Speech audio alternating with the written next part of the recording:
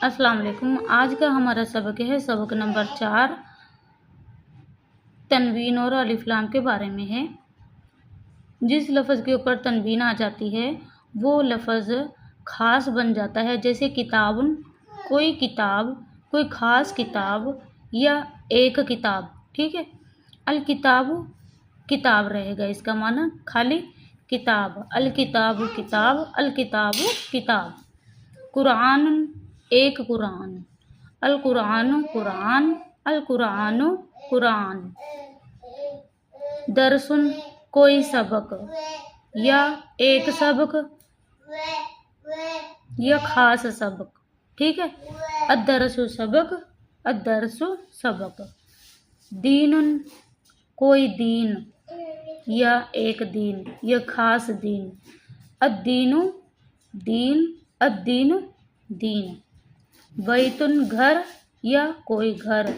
अलबैतु घर, अलबैतु घर। अलबैतु घर, अलवलदु लड़का, अलकिताबु किताब, अलवरकु वरक। अलजमलु ऊँट, अलफरसु घोड़ा, अलहिमारु गधा, अलकिर्दु बंदर। अलकल्बु कुत्ता, अदरसु सबक, अलबैतु घर, अर्रजुलु आदमी।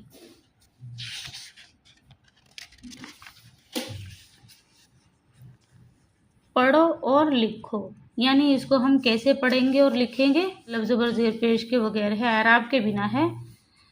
इसके ऊपर तनवीन भी नहीं है और अलिफ लाम भी नहीं है। इसके ऊपर हमें लगाना है क्या, देखिए पढ़ते हैं हम। कुरानुन काफ पेश, रा साकिन, हमजा खड़ा ज़बर और नून पेश, नून दो पेश नून। कुरानुन। दीनुन इस्लामुन, रजुलुन, दरसुन, अरबियुन, जमलुन, हिमारुन, कल्बुन, क़िर्दुन, फरसुन, वलदुन। अद्दरसु इस्लामुन, दीनुन, रजुलुन, हिमारुन, अलफरसु। बस ये हमें ये ध्यान रखना है, जहाँ अलिफ लाम आए वहाँ आखिरी हरफ पर पेश आती है। ठीक है। जो अलिफ लाम के बगैर हो उसके ऊपर तनवीन आती है और अलिफ लाम वाले हरफ पर, हरफ के आखिरी हरफ पर पेश आएगी।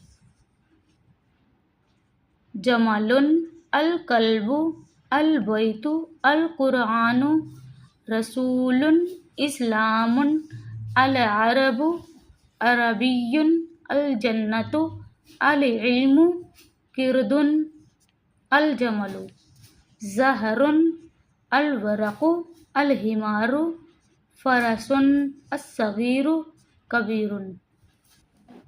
तो आज का हमारा सबक इतना ही। कल हम इंशाअल्लाह 5वां सबक पढ़ेंगे। अस्सलामु अलैकुम।